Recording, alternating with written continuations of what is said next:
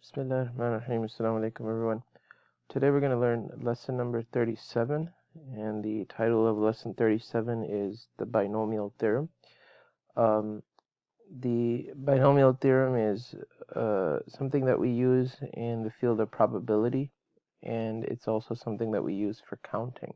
All right, so let's go ahead and get started right away.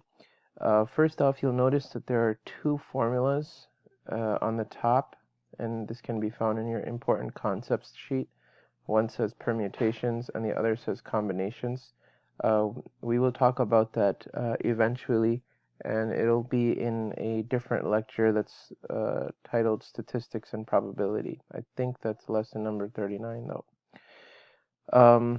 The formula itself for the binomial theorem is written in front of you. Okay, so that's the binomial theorem formula. And the reason why I have this here is because we're coming to the end of a unit that's about series and sequences and stuff like that.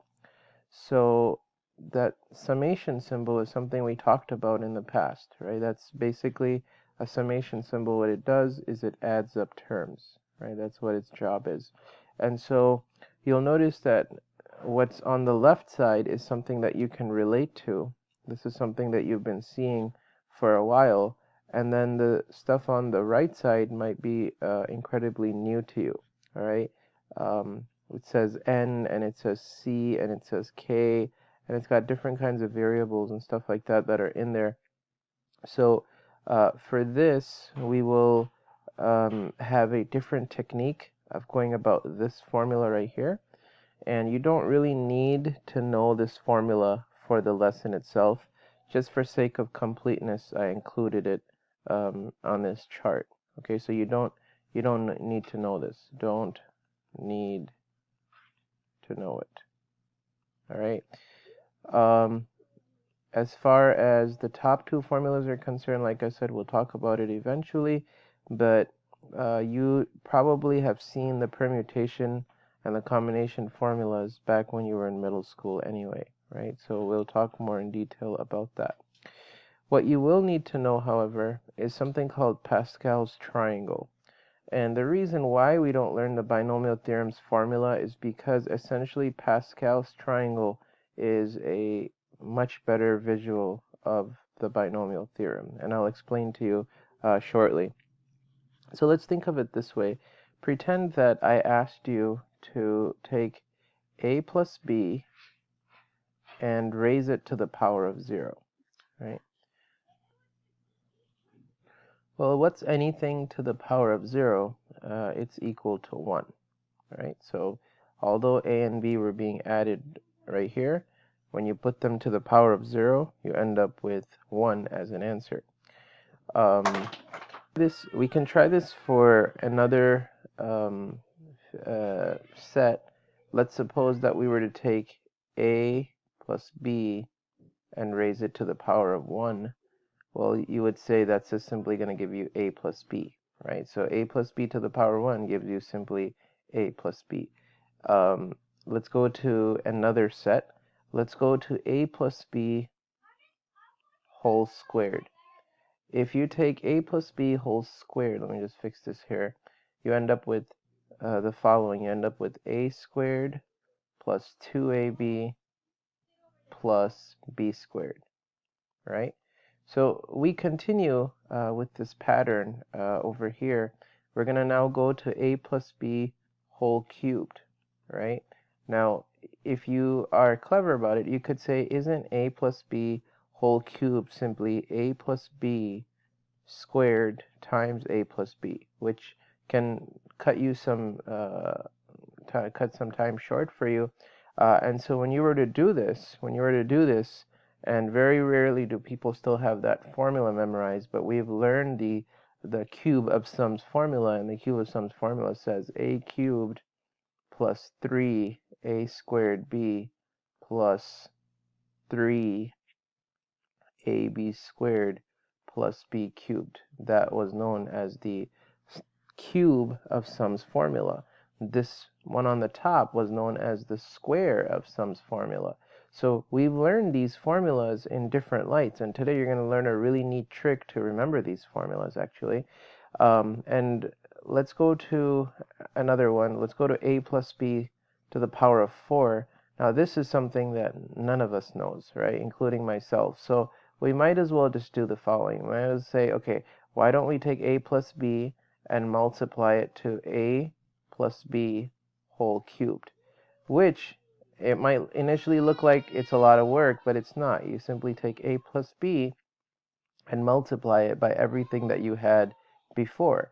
And so when you multiply that, you end up with a cubed plus 3a squared b plus 3ab squared, and then plus b cubed. Now you multiply that even further, and when you multiply that even further, you end up with, Bismillah, a to the power of 4 plus 3a cubed b plus 3a squared b squared plus ab cubed. So that is what happens when you multiply the a into each one of these 4 terms. Now when you multiply the b into each one of these 4 terms, right, we can change colors here so we can keep track a little bit better. Now when we multiply the b into each of the 4 terms, we end up with a cubed b. Whoops, sorry, I said I was going to switch colors, so I'm going to rewrite this. So plus a cubed b. We want to keep it in alphabetical order, and you'll see why in a little bit. Then when we multiply b and 3a squared b, we end up with 3a squared b squared. Then we end up with 3ab cubed, so 3ab cubed. And finally, we have b to the power of 4. Now, look at it very carefully. You'll notice that the 3a cubed b, right, this one over here, can be added with the a cubed b to come up with an answer. Furthermore, we can take another set of these, right? We can take 3a squared b squared, and we can add it to 3a squared b squared. So yet again, we can come up with an answer to that, right? And let's continue in that same vein. Take a look at ab cubed. We can take ab cubed and we can add it to 3ab cubed. So what I'm trying to imply here is you can actually write a more simplified version of the same exact formula. And the simplified version would be a to the power of 4. Now add up what's inside of the yellow highlighting. 4a cubed b, right? Now add up what's inside of the blue highlighting. 6a squared b squared, and then add up what's inside of the pink highlighting, and you'll end up with 4ab cubed. And finally, the b to the power of 4 is at the end. Now there are many different and important realizations that exist in having come up with this formula. All that work can be cut down by, I would say, 75%. If you can understand the binomial theorem, right? So it is a very powerful theorem. It says you can go on forever with these formulas, but if you learn this theorem here, you don't need to learn them like the way that we've been memorizing for all these years, right? So look at what's in the black box. So as I speak about the Pascal's triangle, you're going to start to reach certain conclusions about this stuff in just a moment. So I want you to observe what I do here very carefully to help you understand where did Pascal's triangle come from, all right? So Pascal, you may have learned about him in science. In fact, there are units in science that are named after him, units of pressure, right? PA, and many times we do kilopascals. And so it actually, he was a scientist and he came up with this brilliant technique. Here's how we work with it. We start off with a triangle at the top, okay? And look at where I'm pointing here. So we start off with the 1. And then we put ones on either side of that one in the next row. So we go 1, we go down to the next row, and we put 1 and 1. And now this is where the initiation begins. All right, so when I mean initiation, this is where we start with the triangle. So this is very easy. I was able to explain this to my son in 2nd grade just fine. So you take the one that is right here, and you take the one that is right here, and you add them up. And when you add those two, you get the number 2. All right? Now, you've got a completed 2nd row, right? You've got a 2nd row, and the 2nd row says 1, 2, 1. Okay, now if you're wondering, where did those ones come from? That's part of the game. You notice how all of the sides of the triangle are all ones. Okay, so let's keep moving. Then let's suppose that we were to take the 1 and the 2, right? So take the 1 and the 2 and add those up. And when you add those up, what do you get? You end up with 3. And so like that, we can come up with 2 sets of 3s because 1 plus 2 is 3 and 2 plus 1 is also 3. And again, once you're done with that row, as far as the body of the row is concerned, you put 1s on either side. And so let's do this one last time. Take a look at row number 5, right? Row number 5, where did that 10 come from? That 10 came from the addition of the 4 and the 6. And the 4 and the 6's respectively came from the addition of 1 and 3 and 3 and 3. And then this 4 came from the 3 and the 1. And like this, you can continue Pascal's triangle. So for instance, I'll draw this, but then I'll erase it because I need to do some other stuff here in the space. If you wanted an n is equal to 6 row, you would have said 1 and 5 make a 6. So look at where I aligned it right there. I'm going to put 1s on the ends. And then 5 and 10 make a 15, right? Notice how it's dropped down right below the 4. 10 and 10 make a 20 right there. So this is all taken care of. 10 and 5, so this is a symmetric triangle. So it's a, bismillah, you can think of it as like an isosceles triangle. So 10 and 5 make a 15, and the 15 shows up. And you guys are smart people. I know that you've figured this out. So 5 and 1 make a 6. So that's how the 6 got there. And then remember to put 1s on either end. All right? Now, I'm going to go ahead and erase that because we do need that space for other things. Now, we started with the binomial theorem, but we've spent all this time now talking about this triangle, and you're about to see the very neat thing about this triangle and its relationship to the binomial theorem. And it's such a powerful relationship that, you know, I sit down and I think, okay, what are these students going to remember about this lesson? And I would say nobody's going to remember the binomial formula, even if I were to teach it. So it's better to learn Pascal's triangle because that is a very good technique. So first off, why is this lesson called the binomial theorem? It's called the binomial theorem because whenever you have two terms, right, whenever you have two terms, we call them binomials, right? So two terms added or subtracted are binomials. And so all of these terms on the left, a plus b, were all binomials, right? But the binomial theorem says that if you were to take any two terms, and these are going to get very complicated soon, and put them to the power of n, then you can go ahead and start solving them. And that n value has been arranged right here in Pascal's triangle. Now, look even closer. You're going to start to find something even more interesting. So let's start with the first row. Notice how the first row says n is equal to 0, right? So when n was equal to 0, see how this is so similar to the way that we learn sequences and patterns in this entire unit. So when n is equal to 0, what's the answer we got? We got anything to the power of 0 is 1, like this, right? Now let's go to a secondary highlighting, right? What was a plus b to the power of 1? That basically gave you a plus b. Now you might be going like, well, that's not what I expected. I expected it to be 1 plus 1.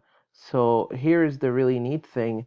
These ones don't just signify, they don't just signify what the answers are supposed to be. There's a lot more to it. And so let's take this top off of the box so I can explain this to you. And you'll notice that the power on the A is a 1, and the power on the B is also a 1. Okay? And so that's telling of the ones and the ones.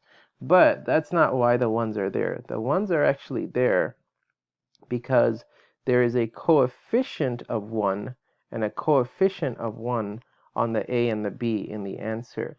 And so what I am trying to say to you, and now what you want to start focusing on, is these ones, they represent the coefficient that is going to be on the answer. Okay, so let's continue in that same vein. Let's go to a plus b whole squared, right? So a plus b whole squared, that's something we've been learning since geometry, or you know what, even since you were in 8th grade. So take a look at the coefficients on a squared. The coefficient on a squared is 1.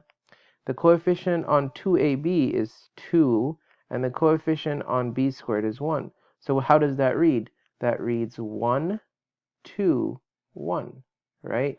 Not just that. So when the n value is 2, a plus b squared, we know what the coefficients are on the terms that are there. We know there's going to be 3 terms in the end of the simplified version of the problem, and the coefficients are going to be 1, 2, 1. So let's just quickly wrap up with this piece so that we can try some questions from the example. And so here is a plus b cubed. You are welcome to verify it, but you'll notice that a plus b whole cubed, when you were all done with it, it was 1, 3, 3, 1. And you'll notice that for n is equal to 3, it's exactly those same numbers, right? And here is the even more neat part. Look at how much work it took us to do a plus b to the power of 4. Look at how much work I had to do, right? And there's so much possibility of human error. Well, guess what? Look at now the coefficients. They are 1, 4, 6, 4, 1. And that's exactly what Pascal said in his triangle. So we save a lot of time if we understand Pascal's triangle. And you don't have to memorize it. All you need to do is just make it on the spot to the row that you really need. All right? Now, you might be thinking, well, is that it? That's the big idea in these. And it turns out that there was still a lot more that really Pascal had in mind. So now what we're going to do is we're going to look at the exponents. All right, we're going to look at the exponents because right now you might be saying, well, I understand the coefficients, but now how did you figure out all those exponents without having to do the work, right? You're probably thinking you would still need to do the work if you want to understand what the exponents are going to be. So now what we'll do is we'll backtrack here, right? We'll just backtrack here as much as we can, and we'll focus on the exponents, right? Now here's what I mean by that. If you start off with let's start with the second row where it says n is equal to 1, right? Notice that on each power, on each of the terms, the highest power is a 1. All right? On each of the terms, the highest power is a 1. Let's go to the third row, right? Look at the third row. Term number 1 has a power of a squared, so the highest power is 2. Term number 3 has b squared, so the highest power is also 2. Now you might look at the middle one going like, yeah, well, fix this for me then. Well, here's the thing. You have a sub 1, a to the power 1 and b to the power of 1. If you add those two, what do you still get? You still get 2. Isn't that interesting, right? Now let's take a look at, let's skip over a plus b whole cubed, and let's go to a plus b to the power of 4. Here's, it really drives the point home. Because we've got a 4 right over here, here's what you can say.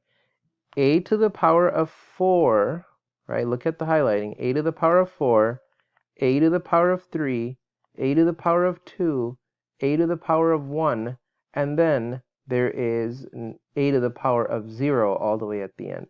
What am I trying to say to you? It starts off with 4, then it goes to 3, then it goes to 2, then it goes to 1, and then it goes to 0, right? A to the power of 0 is still 1, so it's not like the number will disappear. But something even more interesting is look at the other part of the binomial. So the binomial consisted of a and it consisted of b. So look at the power on the b. So the b is not present in the beginning. That means the power on the b must have been a 0. So b to the power of 0, right? Then b to the power of 1, then b to the power of 2, then b to the power of 3, and then b to the power of 4. So now you realize that this Pascal's triangle and the binomial theorem itself, it tells us a whole lot of stuff than simply saying, oh yeah, it's just, it's solving things for us, right? So one of the things that we realize here is the value of n, which is the power, each term, right? Each term will always add up to this value, right? So if the value of n was a 3, let's suppose, the first term has 3 on it, a cubed. The next term, its exponents, 2 and 1 make a 3, 1 and 2 make a 3, and b cubed also makes a 3, right? So we're talking about the power, we're talking about the exponent, and it's pretty cool how the exponents keep adding up to the number that was the value of n, right? And then as far as Pascal's triangle is concerned, the coefficients on each term, right? The coefficients on each term, right? They will be taken from from Pascal's triangle, right? So each one of them is taken from the Pascal's triangle. Now, using these two pieces of knowledge, here's what I'm going to do for you. I'm going to create for you now a plus b to the power of 5, all right? So watch how I do this. Let's suppose that you had the question a plus b, right? A plus b to the power of 5. First thing I want you to realize, if you chose not to do it the way that you've been taught, here's what you would really be asking the question.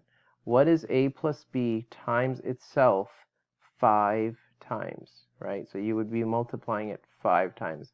Now, nobody wants to do that.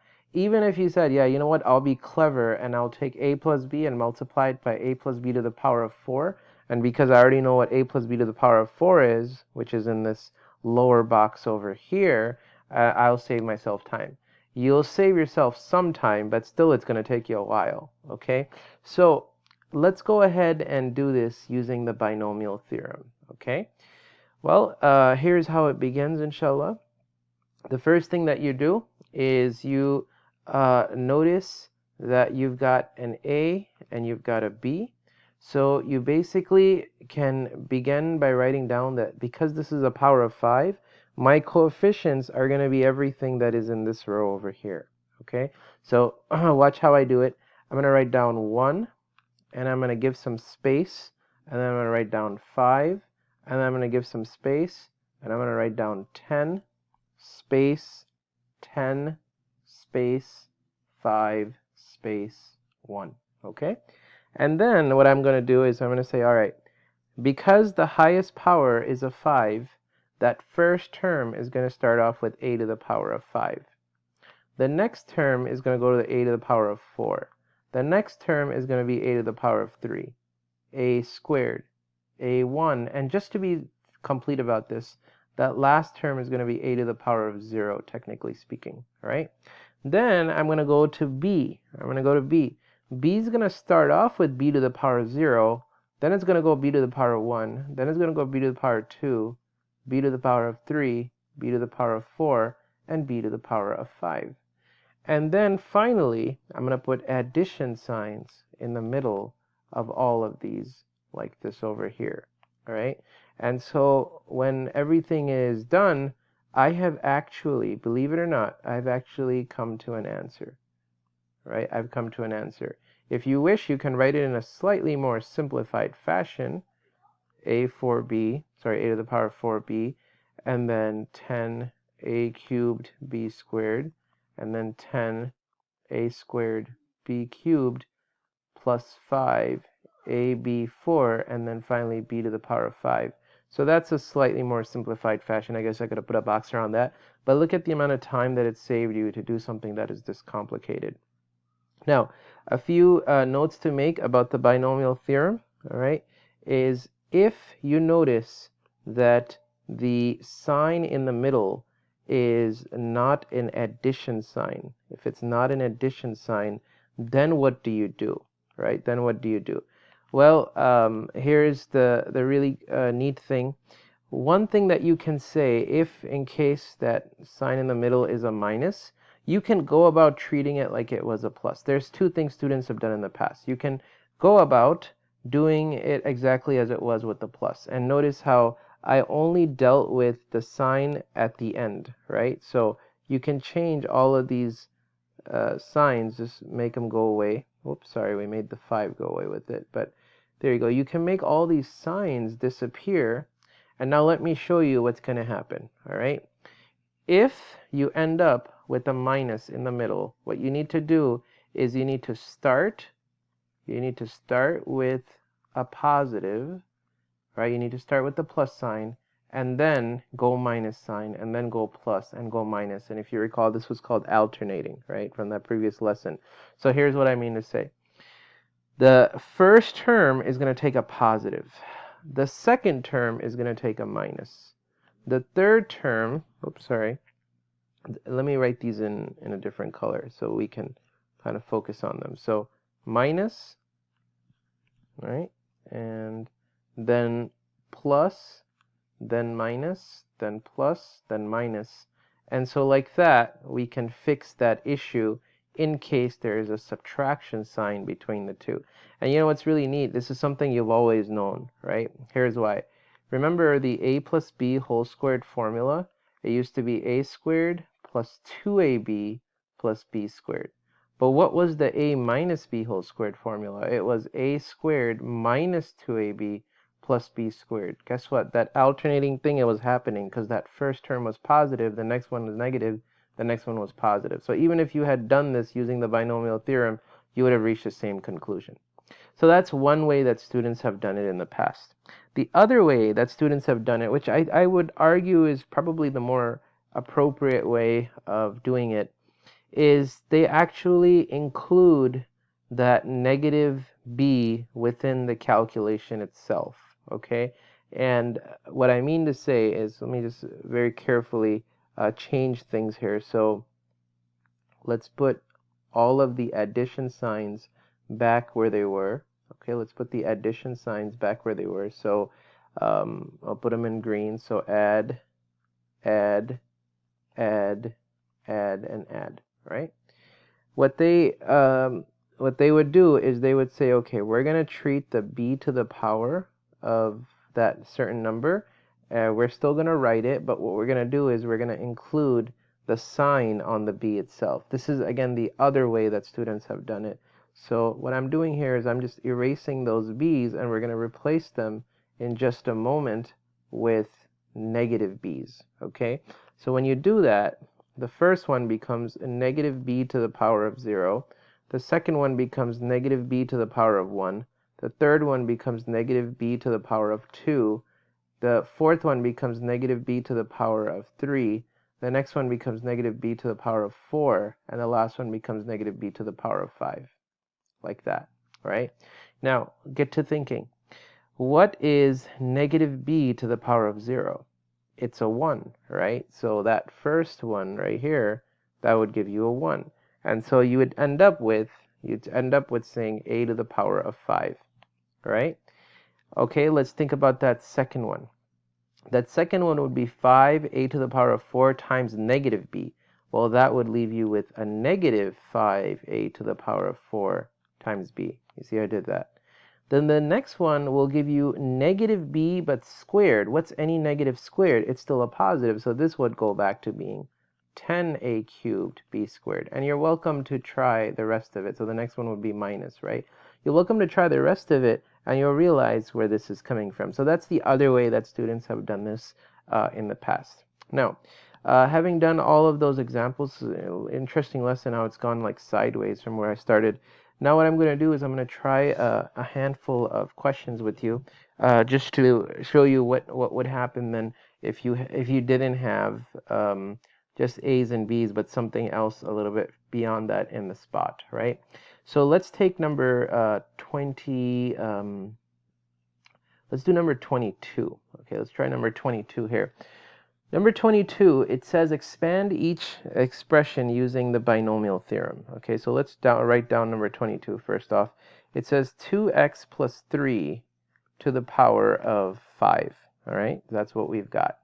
Now, because it's a power of 5, you should automatically, what you should do is you should go to your Pascal's triangle and you should tell yourself that these numbers are going to be a 1, a 5, a 10, a 10, a 5, and a 1. Right? So that's the first thing you got to tell yourself. And then now what happens is where the A would have been, there's a 2x, and where the B would have been, there's a 3. So in other words, when you're going to be going through this, make sure you update for that. All right? So let's go ahead and start. I'm going to write down 2x to the power of, let me use a different color here. So 2x to the power of 5, 2x to the power of 4, 2x to the power of 3, 2x to the power of 2. All right, so you saw how that came together. Now let's go to the B term. We'll start off with the B term. 3 to the power of 0, 3 to the power of 1, 3 to the power of 2, right? And the next one would be 3 to the power of 3. So 3 to the power of 3, 3 to the power of 4, and find the last one is 3 to the power of 5. All right, and the last thing you got to worry about is those signs in the middle, right? Because this is an addition sign, this is easy.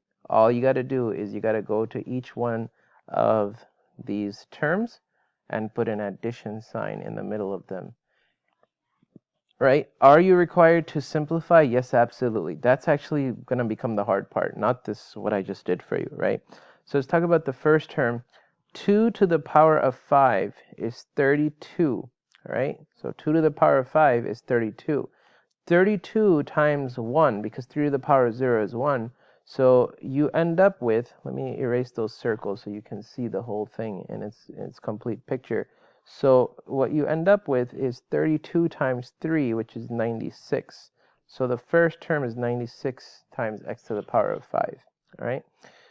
The next one, you've got 2 to the power of 4, which is 16. Right. These numbers start to get really large. So 2 to the power of 4, which is 16.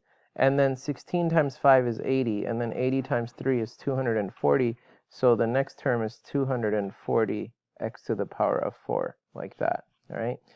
The third one, you have 2 cubed, which is 8, and 8 times 3 squared, which is 9, is going to give you 72, and 72 times 10 is 720, so 720x cubed.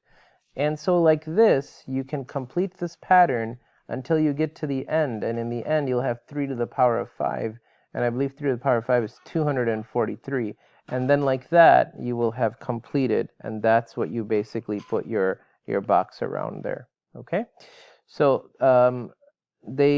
initially they start off relatively easy, but they do evolve into something a lot more difficult. Now, as you can see, this lesson has already taken about, I think, like 40 minutes or so. So we really want to start wrapping this up. So let me take a couple more here, something a little bit different. Let's take number 26. And in number 26, it says the root of x minus the root of 3, right? And then it's to the power of 4. So 26 says the root of x minus the root of 3, and is to the power of 4. All right, so first thing you want to ask yourself is what is the value of a and what is the value of b, right? So our root x is going to be a, our root 3 is going to be b, all right? And because, thankfully, this is to the power of a 4, that's not going to take an incredible amount of time. Just go to Pascal's triangle, where it says n is equal to 4, right? And remember, you're going to be having to create that. So you just create it when you need it, right? And so the coefficients there are the numbers 1, all right? They're the numbers 1, 4, 6, right? 6, 4, and 1. And one more thing that I will just kind of say to you, let me just space these apart a little bit, right? So 4 and 1 is if you've got a power of 4, when you write it out, you should only have 5 terms. So if you're finding yourself using more than 5 terms, you know that you messed up the numbers, right? So 1, 2, 3, 4, 5 terms here when it's a power of 4, right? Just like when we had a plus b whole squared, even though it's squared, it led to 3 terms though, right? So one more than the number of the, one more terms, one, as far as the terms are concerned, you'll have one more than the power, all right? So let's go ahead and start with the beginning here. Root of x to the power of 4, root of x to the power of 3, root of x to the power of 2, and like this, I complete this part of the exercise, and I've got all those written out, right? Now let's go to root of 3. So root of 3 to the power of 0, root of 3 to the power of 1, root of 3 to the power of 2, and like this, I've gotten these ones also written out. One thing that you guys will notice is it really that important to write down the root of 3? Oops, sorry. I think what I did here is I went up and then I came back down, so that should be root of 3 to the power of 3 and then root of 3 to the power of 4, right? So one thing you guys will notice is it really necessary to write root of 3 to the power of 0? And is it really necessary to write root of x to the power of 0? No, not really. But it just really helps to drive that point home, right? It's because we can say, look, 4 plus 0 is 4, 3 plus 1 is 4, 2 plus 2 is 4, so on and so forth. So it just helps us give us some confidence that this is working out for us, right? Now, because this has a subtraction sign in the middle, what we really need to do is now we need to alternate these signs, right? The first term is going to be positive, the next one's going to be negative, the next one's going to be positive, and like that. So in taking care of that, the first term is positive, the second term is negative, right? Let's use green because I've been consistent that way with it. Negative, positive, negative, positive, right over here. And I would recommend you just do it this way. You know, a lot of students, they prefer to just put positives in the middle and then deal with it later. I don't know, it just doesn't make sense to me as much, right? Now, the next question is, how are we going to deal with these exponents, right? So that has been a while since we did that. So for that, here's a mini lesson for you. Remember, when it comes to exponents, right? When it comes to exponents, one of the things that you can do with it, let's suppose it was a root in here, and then it was something to the power of. One thing you can do with it is you can say, I don't need to evaluate it in that same way. I could technically find the root of it and then power later, right? So what we used to say is the first one says power first and then root later. Whereas in the second option, you can do the root first, right? And then you can do the power later. So that, you know, that also does work, right? Another option that you had is to say, you know what, why don't we, this is option number 3, why don't we turn this into a rational exponent and see if that will work out for us? So this third one is that rational exponent form. And you know, as you're fluent with it, you try to figure out the best way to go about it, right? So for the first one, it says the root of x, and then it's to the power of 4. That's what we're dealing with, right? So if you apply what I just said to you, one thing you could say is, why don't we turn that into x to the power of a half to the power of 4, which is actually just going to become x squared. See how I did that, right? Because 4 multiplied by a half is 2, and that's it, right? Notice how this root 3 to the power of 0 doesn't matter, and so we move to the next term. And the next term, this is where it really starts to get tricky, so you want to take your time to do this. You've got a root 3, nothing's going to happen with that, so you're just going to write it 4 root 3 like this. But as far as root of x cubed is concerned, I would again really recommend you turn everything into rational exponents and say, this is essentially what I'm looking at, right?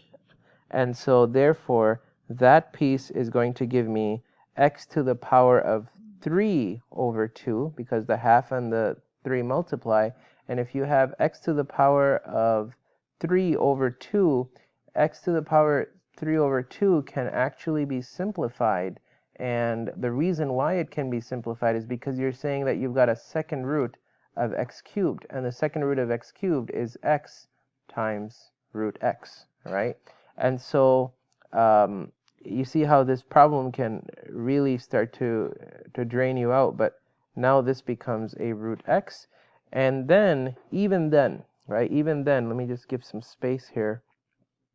So as I said, it's not really the binomial theorem that makes this lesson tend to drag a little bit. It's actually the simplification, which you will lose points if you don't simplify it all the way. So x squared minus 4x and then root 3x. That's actually that second term simplified. See how all the work I did there for it. The next one is a lot easier because the root of x squared, right, is simply x2 over 2, right? Using the same logic that we just said. We said that it really is x to the power of a half, and then that's squared. Well, all of that is simply going to give you with an x, right? So you know that you'll have 6 and you'll have an x. Using the same logic on the root 3, I won't write it, but you end up with 3. And so 6 times 3 is 18. So this next term is 18x, right? Over here, you have root of 3, which is cubed, and you have the root of x. So first, let's put the subtraction sign, and we'll put the 4. Now, the root of x, you know you can't touch that. But the root of 3, when you cube it, using that same exact logic, really what it's saying is you've got 3 to the power of a half, and then it's to the power of 3. So 3 to the power of 3 over 2 really means the square root of 3 cubed, right? And the square root of 3 cubed really gives you 3 times the root of 3. So what comes out of this is 3 times the root of 3, and that is going to simplify to 12 root 3x, like this right here, right? And finally, it comes to the last term. And the last term, thankfully, we've just got root of 3, which is 3 to the power of a half to the power of 4, right? And so if you now multiply those two, you end up with 4 divided by 2. And 4 divided by 2 is a perfect number. It's 3 squared. So this becomes 3 squared, and therefore that final answer is going to be 9. So what I am putting the box around, just so you are aware of the standard, the standard for a pre-calc student is you need to be able to publish this and bring it to the end, as you see me having done right there, okay? The last thing that we want to discuss here is question number 34, right? So let me take this and let me just put it on a different canvas just so that we have a clean slate here. So in this, it says, can you tell us what the coefficient of x squared in the expansion of 2x minus 3 to the power of 9 would be, right? Now just think about, that's a lot, right? Even for the binomial theorem, that's enormous. That's a lot of work to do. That might be something you want to entertain yourself in the summer, but you don't want to definitely do that on a test, right? Even if it's a take-home. So how exactly are you supposed to be working with that? Well, basically, first thing you got to do is you got to figure out when you're at row number 9 in Pascal's triangle, right? When you're at row number 9 in Pascal's triangle, how much is that second term actually going to be? And yes, that does mean that you have to go to the Pascal's triangle and you need to extend it further until you can figure out what that row is going to be. So I'm just going to pause the video and I'm going to grab that triangle really quickly, and then inshallah we'll talk about it. Okay, so to save ourselves some time, I went to our good old friend the internet and I found the row for 9. Of course, you're supposed to be able to make it, but you know, in the time that we have.